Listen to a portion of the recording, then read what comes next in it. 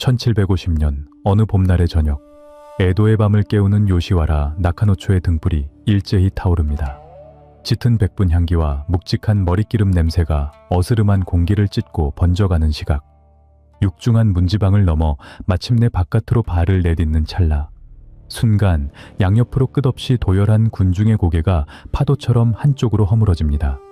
숨을 죽인 채 길을 내어주고 홀린 듯 무릎을 굽혀 절을 올리는 사람들. 그러나 시선은 오직 정면을 향할 뿐. 굽이치는 인파 속 그 누구와도 결코 눈을 마주치지 않습니다. 길 양옆에서 터져 나오는 환호와 감탄조차 그저 남학신 아래로 무심히 흘려보낼 따름이죠. 머리 위로는 수십 개의 빛과 비녀가 거대한 부채 모양으로 펼쳐진 상태. 화려하게 틀어올린 가발의 무게는 어림잡아 30kg에 달합니다. 쌀 한 가마니에 육박하는 이 지독한 무게를 오직 가녀린 목 하나로 지탱해야만 완성되는 서늘한 위엄. 발밑을 받친 굽새 딸린 남학신 미스바고시의 높이는 무려 20cm입니다. 그리고 한 발을 옆으로 크게 돌려 비단을 깐 바닥을 긋듯 아주 천천히 내딛는 걸음, 하치몬지. 이 느릿하고 오만한 팔자걸음 하나에 요시와라 거리 전체의 호흡이 매달려 있습니다. 저 멀리 인파의 끄트머리에서 일본 땅을 처음 밟은 한 이방인이 다급히 묻는 소리가 귓가를 스치네요. 대체 이 거대한 행렬은 무슨 축제요? 선비님, 이건 단순한 유흥거리나 흔한 축제가 아닙니다. 에도라는 도시가 가진 막대한 부와 미적 감각, 그리고 오만함을 세상의 정수리에 내리꽂는 가장 자극적인 의식이죠. 천천히 허공을 가르는 발끝 너머로 오늘 밤 방 안에서 숨죽여 기다리고 있을 한 사내의 얼굴이 스쳐 지나갑니다. 단 사흘. 이름이 적힌 젓가락 한 쌍을 손에 쥐기 위해 그 사내가 굴욕을 삼키며 버텨낸 시간이에요. 그 짧은 사흘간 허공에 뿌린 돈은 지방 영지의 하급 사무라이가 칼을 차고 꼬박 1년을 일해야 만질 수 있는 피 같은 연봉과 맞먹는 액수죠. 오늘날 화폐로 환산해 적게 잡아도 500만 원을 훌쩍 넘는 묵직한 대가. 그 거대한 부와 굴욕적인 기다림을 기꺼이 발밑에 바치게 만드는 힘이 그녀들에게는 있었습니다. 목이 부러질 듯한 30kg의 가발을 이고 걷는 이 여인들은 정작 이 화려한 감옥 안에서 스스로를 무엇이라 여기고 있었을까요? 왜 천하를 호령하는 다이묘와 사무라이조차 1년치 복록을 던지며 그녀의 젓가락 한 쌍을 애타게 기다려야만 했을까요? 가장 화려한 가발 안, 누구도 묻지 않았던 진짜 시간. 최고급 유녀, 오이란. 바로 그녀의 등 뒤로 바짝 다가서서 이 닫힌 세계의 문을 열어보려 합니다.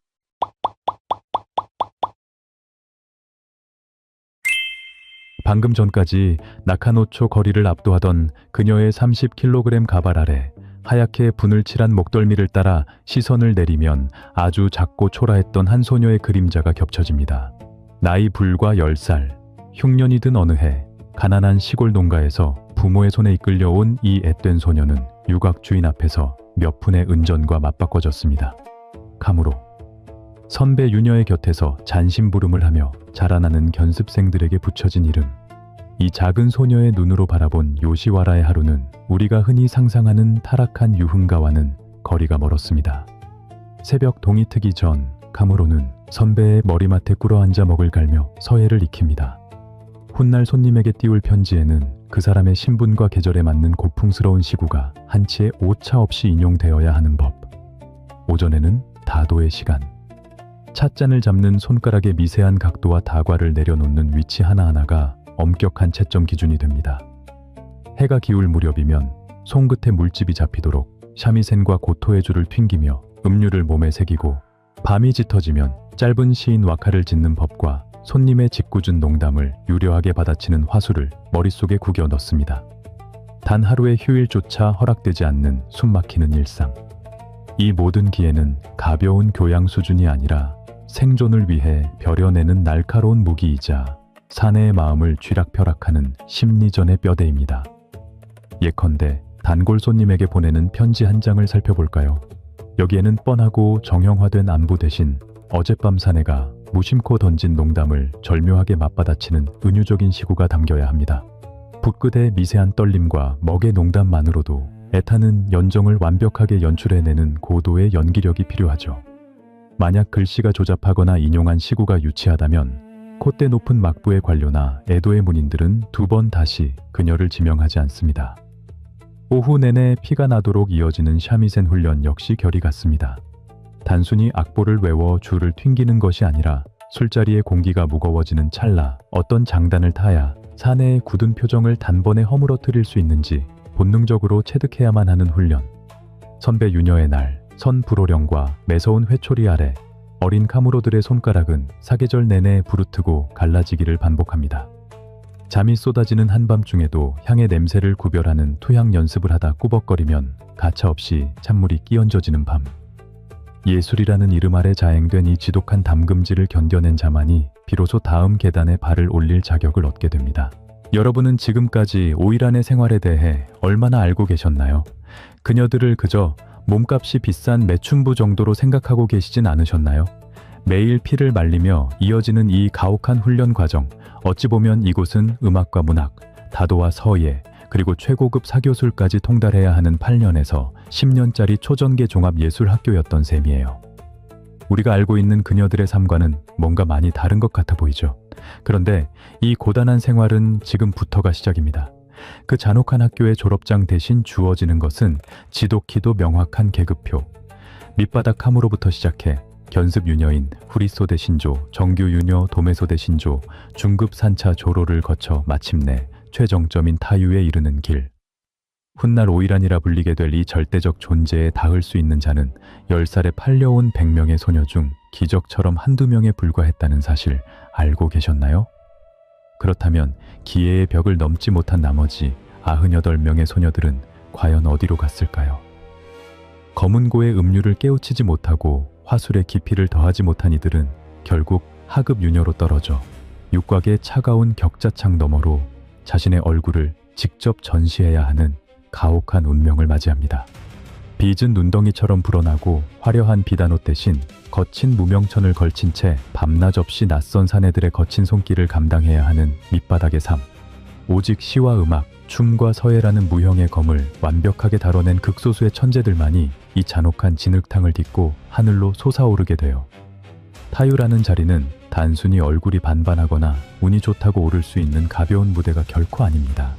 한 번의 말실수, 차를 따르는 손목의 흐트러진 각도 하나로 십수년의 공든 탑이 순식간에 무너져 내릴 수 있는 투기장이나 다름없는 곳. 그 피말리는 살얼음판 위를 가장 완벽하고 우아한 춤사위로 걸어 끝끝내 살아남은 최후의 생존자가 바로 등급표 가장 꼭대기에 이름을 새긴 그녀들의 진짜 정체였죠. 이름 없는 시골 소녀가 어떻게 도쿠가와 막부의 영주들 앞에서도 당당히 상석을 차지하는 존재로 거듭날 수 있었을까요? 그 해답은 오직 뼈를 깎는 십수년의 수련과 스스로 증명해낸 기회에 있었습니다. 다시 그녀의 화려한 겉모습으로 시선을 올려볼까요? 목이 부러질 듯 무거운 30kg의 가발, 똑바로 걷는 것조차 아슬아슬한 고개에 가까운 20cm의 남학신. 기형적일 만큼 거대하고 무거운 장치들은 정말 단순히 아름다움만을 뽐내기 위한 도구였을까요? 머리 위에 30kg을 얻는다는 행위. 그것은 아마 단순한 미적치장이 아니라 나는 너희가 감히 가볍게 다룰 수 없는 엄청난 무게를 견뎌내는 사람이다라는 서늘한 권력의 표현이었을 가능성이 높습니다. 마찬가지로 20cm의 굽 위에 위태롭게 올라선다는 것은 화려함을 넘어선 계급의 선언. 나는 너희와 같은 낮고 평범한 땅을 밟지 않겠다라는 표현이었죠.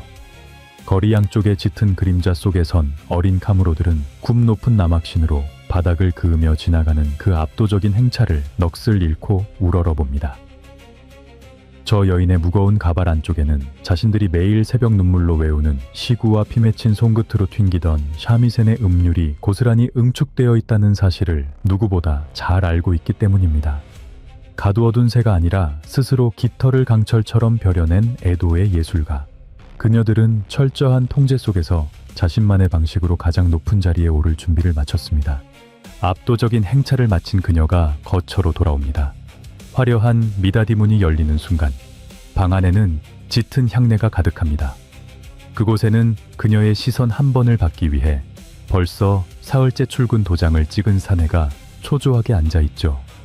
요시왈에는 돈이 아무리 많아도 벼슬이 아무리 높아도 단숨에 뛰어넘을 수 없는 절대적인 규칙이 존재했습니다. 하룻밤을 허락받기 위해 꼬박 3번을 찾아가 막대한 은전을 허공에 뿌려야만 했던 기이한 시스템. 과연 무엇을 위한 장치였을까요? 첫째 날, 손님이 오이란을 처음 지명하는 쇼카이의 밤. 연회장에는 사내 진미와 호화로운 술상이 깔립니다. 비단옷 스치는 소리와 함께 이윽고 그녀가 등장합니다. 하지만 그녀는 손님 곁에 다가가지 않습니다. 사내와 멀찍이 떨어진 상석에 홀로 꼿꼿하게 앉아 서늘한 눈빛으로 허공만을 응시할 뿐. 사내는 감히 그녀에게 먼저 말을 건넬 수도 술잔을 내밀 수도 없습니다. 묵묵히 술을 들이켜며 멀리서 그녀의 아름다운 옆모습을 눈에 담는 것이 전부.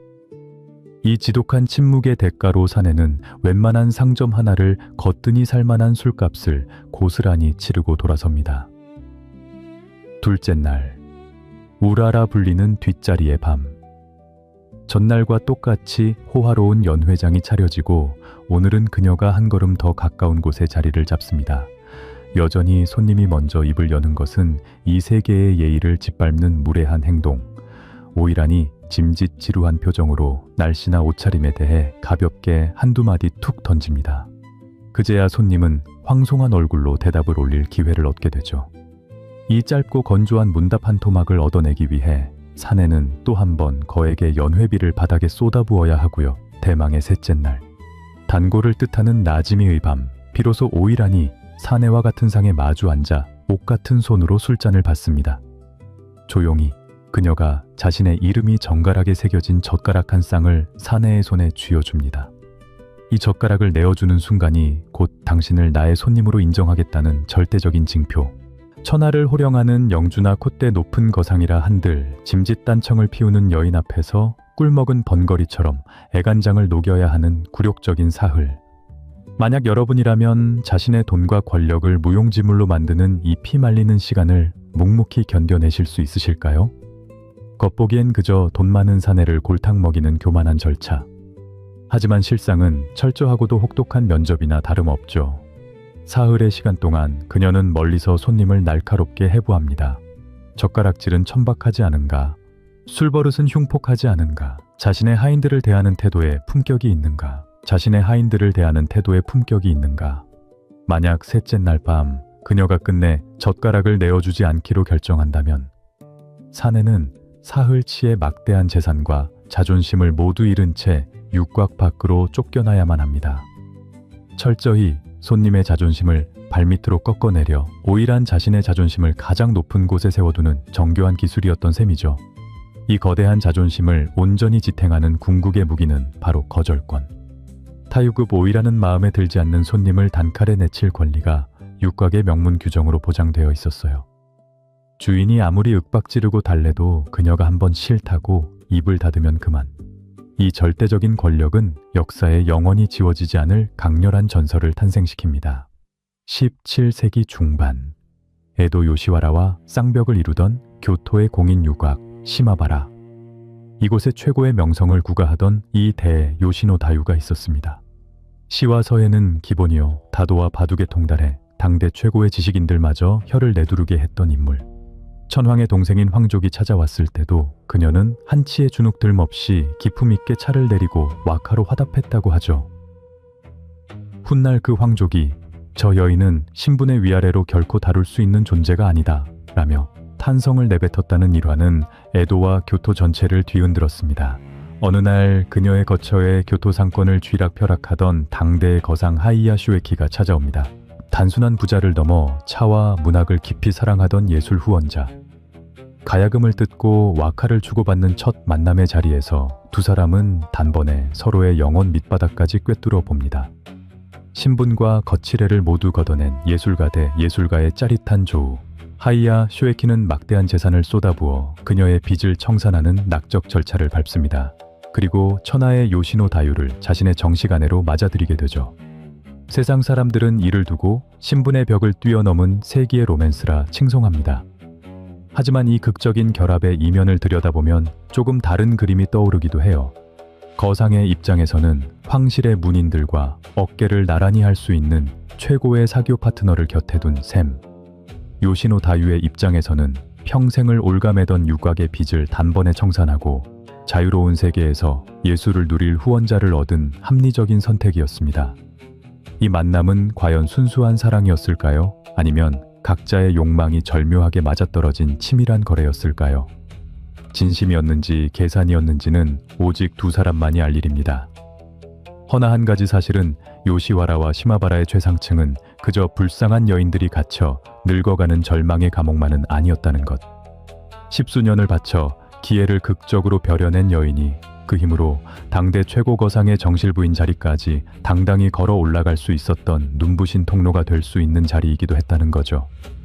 평생 유곽의 좁은 격자창 안에서 시들어가는 길, 그리고 시대의 정점까지 뻗어나간 길, 오이란이라는 존재가 도달할 수 있었던 가장 찬란한 양의 정점이 바로 요시노 다유였습니다.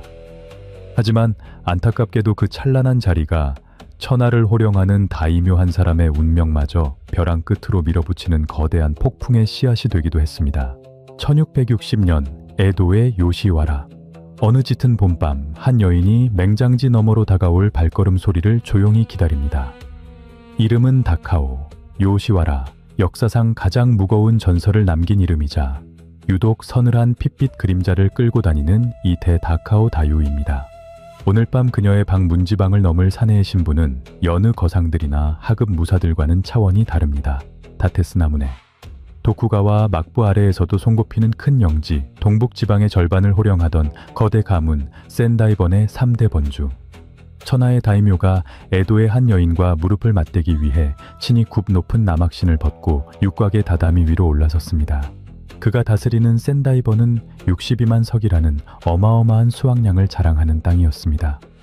수백만 평의 대지와 수만 명의 가신을 거느린 절대 권력자였죠.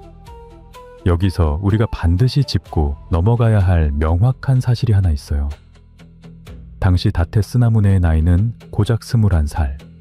모든 것을 가졌으나 아직 세상의 냉혹함을 온전히 알지 못했을 피 끓는 청년 영주는 이 화려한 방 안에서 과연 어떤 표정을 짓고 있었을까요? 기록에 따르면 그는 그 무렵 정무를 완전히 손에서 놓은 상태였다고 합니다. 에도성에 들어가 쇼군에게 인사를 올려야 할 참방의 의무마저 온갖 핑계를 대며 빠지기 일쑤였다고 해요.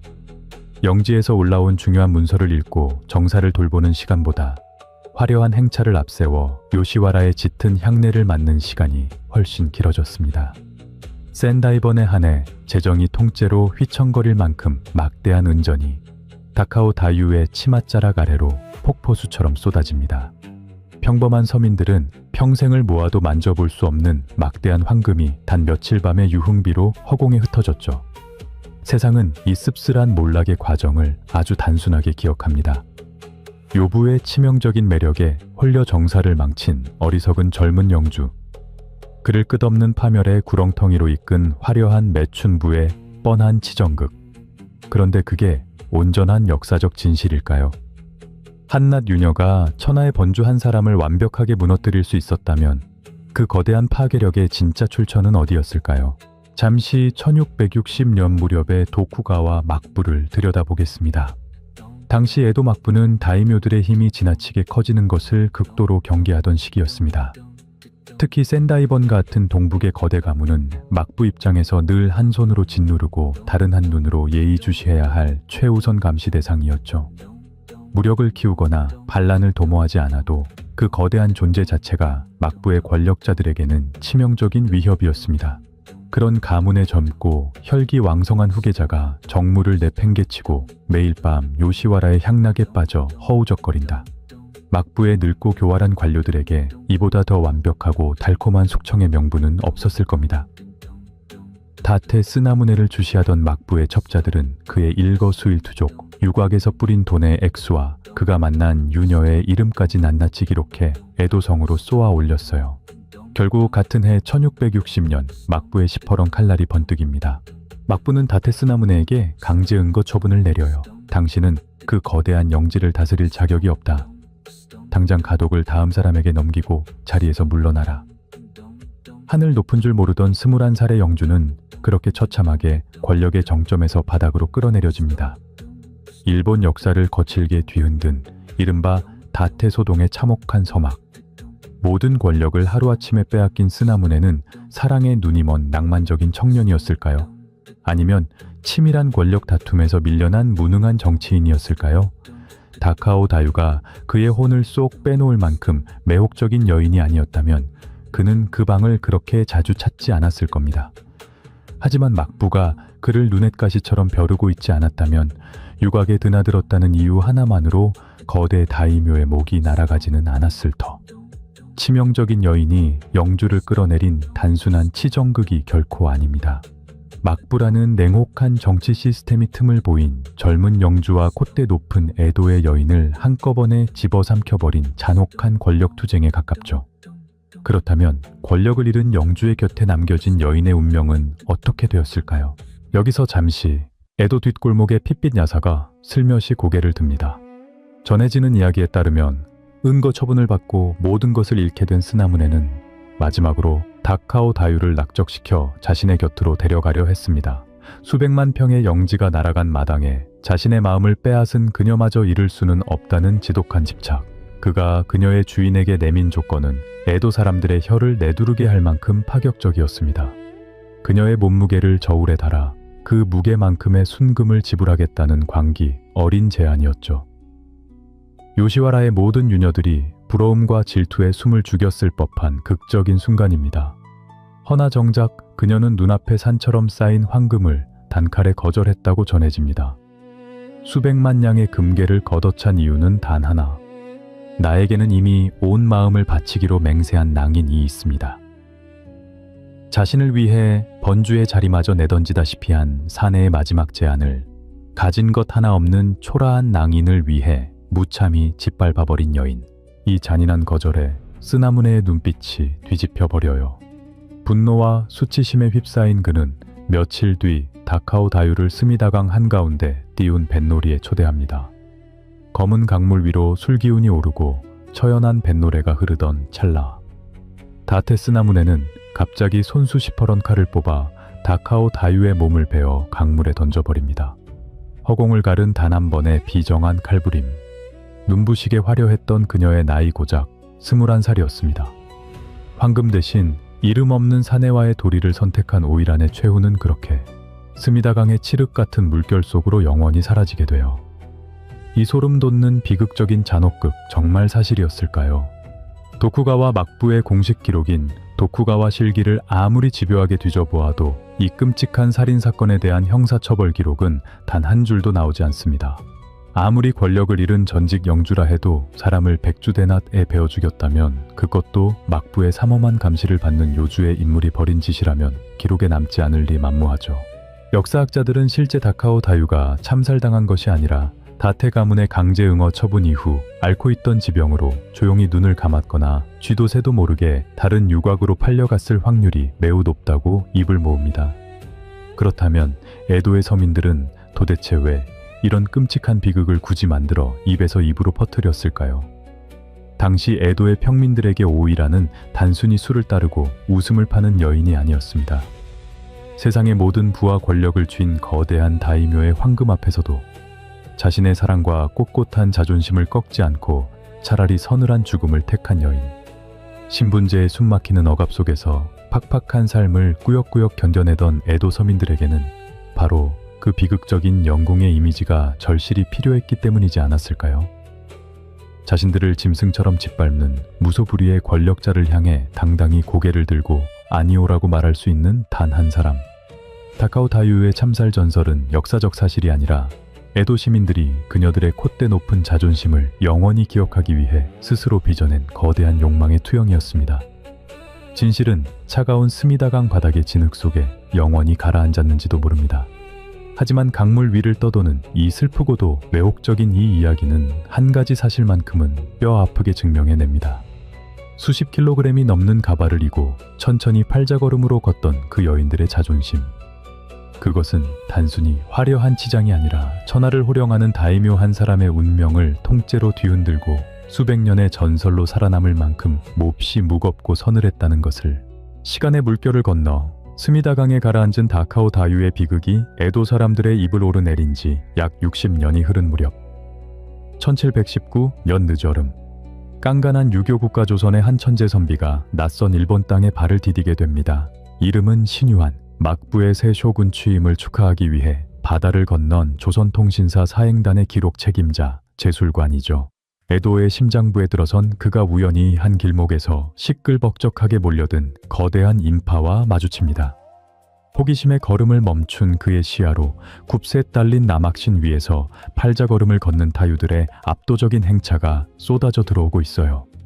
엄격한 성리학의 이치로 세상을 읽어내던 조선 선비의 눈에 이 기이하고도 거대한 여인들의 퍼포먼스는 과연 어떻게 비쳤을까요?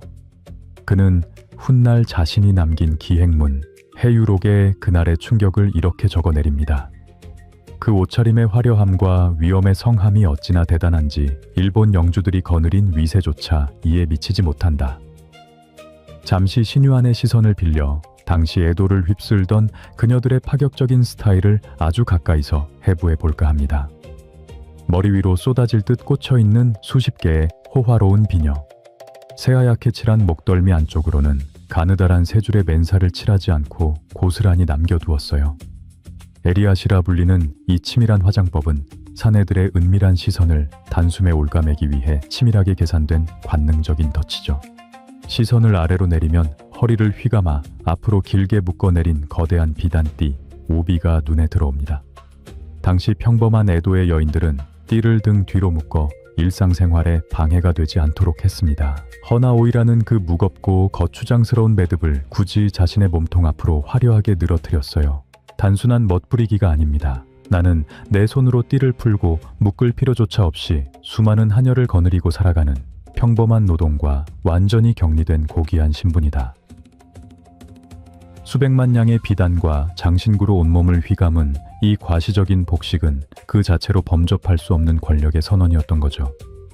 당시 에도의 수많은 평민 여성들에게 오이라는 그저 천한 유녀가 아니라 절대적인 패션 아이콘이자 스타였습니다. 그녀들이 입술 한가운데에만 작게 붉은 연지를 찍어 바르면 다음 날 에도 전체의 여인들이 똑같이 입술을 붉게 물들일 정도였죠.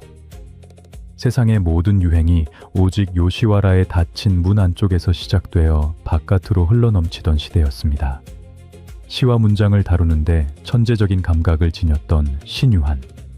그는 해유록 곳곳에서 남녀가 한자리에 어울려 술을 마시는 풍속은 예가 아니다 라며 유교적 잣대로 혀를 끌듯 찹니다. 하지만 다른 페이지에서는 그녀들의 자태와 화려한 의상을 묘사하는데 수많은 문장을 할애하며 시선을 거두지 못해요. 단순히 이국의 야만적인 풍속이라 깎아내린 것이 아닙니다. 한 시대가 자신들의 부와 미감을 어디까지 극단으로 밀어붙일 수 있는지 그 압도적인 예술적 성취 앞의 문인으로서 깊은 당혹감과 경탄을 동시에 느낀 생생한 흔적인 거죠. 여기서 아주 흥미로운 상상 하나를 펼쳐봅니다. 신유한이 나고 자란 조선 땅에도 유흥의 대상을 넘어 하나의 예술로 승화된 여인들이 존재했습니다. 황진이, 매창, 계랑. 사대부 문인들과 시조를 주고받으며 거문고와 가야금을 자유자재로 다루던 최고의 지식인 일패기생들입니다. 조선 기방의 정점에 선 일패기생과 에도 요시와라의 정점에 선 타유. 이 두 여인이 만약 한자리에 마주 앉는다면 과연 어떤 풍경이 펼쳐질까요? 두 사람의 삶은 놀랍도록 닮아 있습니다.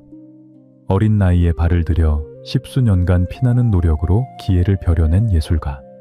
단순히 술을 따르는 유흥거리가 아니라 당대 최고의 지식인 및 권력자들과 어깨를 나란히 하던 사교계의 군주였던 이들. 그리고 최정점에 오른 자만이 가질 수 있는 서늘한 무기, 손님을 거절할 권리를 손에 쥔 자존심까지. 두 여인은 각자의 나라에서 예술과 권력이라는 가장 찬란한 그늘 아래 함께 서 있었습니다. 하지만 두 사람이 뿜어내는 미의 기준은 정반대의 대척점을 향해 달립니다. 조선의 일패기생은 철저한 절제의 미 위에 서 있습니다. 구름 한 점 없는 새하얀 저고리와 단정한 옷고름, 머리에 꽂은 소박한 옷비녀 하나, 치맛자락 끝에 놓인 수수한 자수 한 가닥. 화려한 장식을 덜어내고 덜어낼수록 오히려 자신의 내면과 격이 한없이 높아진다는 텅 빈 여백의 미학 이미의 기준이었죠. 반면 에도의 타유는 폭발적인 과시의 아름다움 위에 서 있습니다. 목을 짓누르는 30kg의 거대한 가발, 머리가 부서질 듯 꽂아 넣은 수십 개의 금은보화, 자신의 몸집보다 거대한 비단띠를 두르고 20cm 허공 위에 위태롭게 올라선 자태, 그리고 장식을 더하고 무게를 쌓아 올릴수록 자신의 가치가 천정부지로 치솟는다는 캔버스 끝까지 꽉 채워 넣는 극단의 미학. 어느 쪽이 더 우월하고 열등한가의 문제가 아니에요.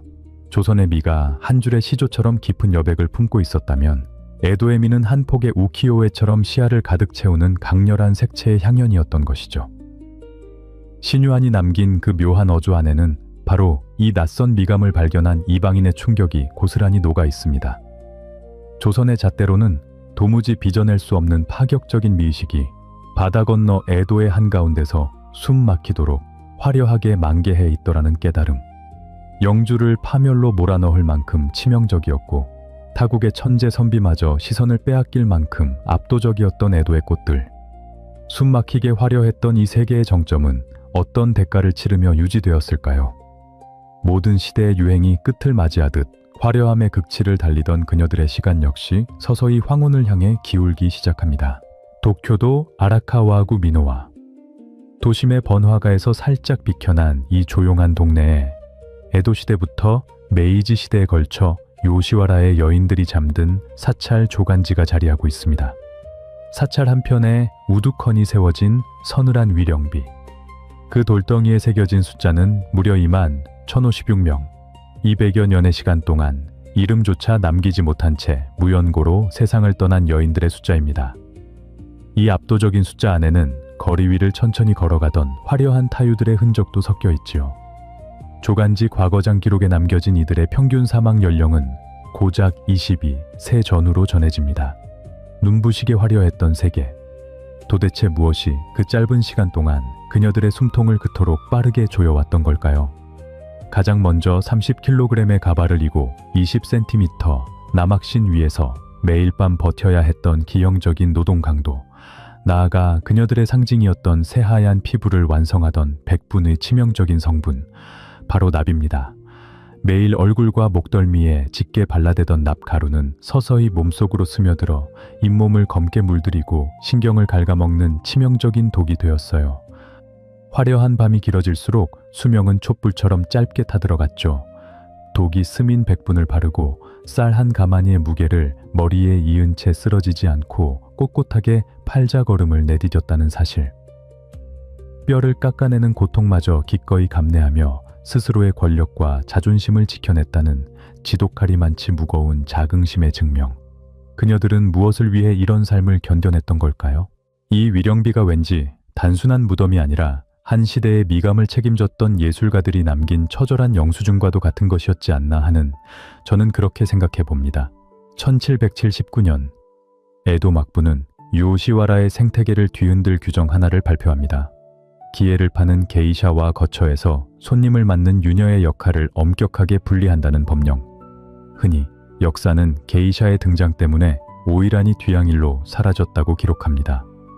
허나 본질은 달라요. 19세기로 넘어가며 에도 사람들의 취향 자체가 완전히 뒤바뀌어버린 결과 수십 킬로그램의 가발 대신 가볍고 단정한 머리를, 굽 높은 남학신 대신 걷기 편한 평범한 계달을, 숨 막히는 권력의 의식 대신 좌석에서 가볍게 즐기는 경쾌한 가물을 원하게 된 시대에 얄궂은 변화가 일어난 거죠.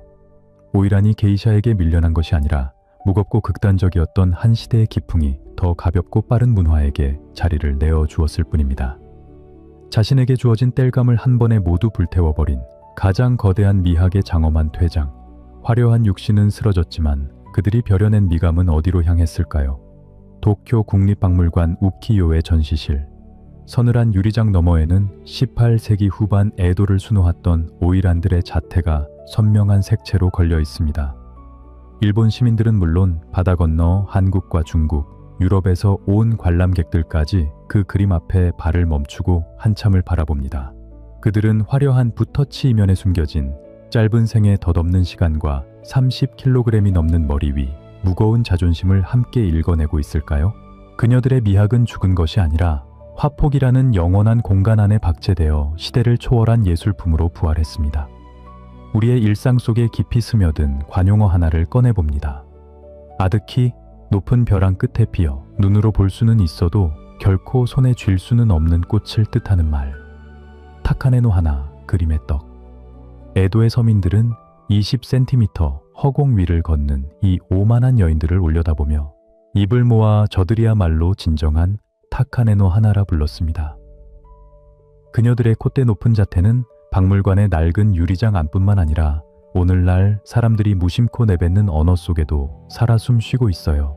다시 1750년 어느 봄날 저녁, 나카노초에 흔들리는 등불 아래 20cm 나막신 위에서 한 발을 옆으로 크게 돌리며 천천히 걸어가던 여인.